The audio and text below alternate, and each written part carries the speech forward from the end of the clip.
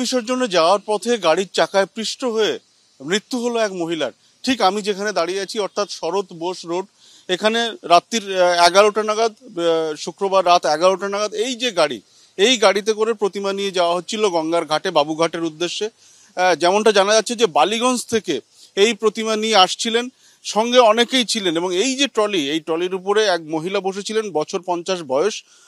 যেমনটা প্রত্যক্ষদর্শীরা জানাচ্ছেন যে তিনি কোনোভাবে এই চাকায় নিচে পড়ে যান এবং তারপর এই চাকায় পৃষ্ঠ হয়ে বেশ কিছুটা পথ তিনি এই চাকার নিচে পড়ে যান, বেশ কিছুটা পথ হিঁচড়ে হিঁচড়ে তাকে নিয়ে আসা হয়।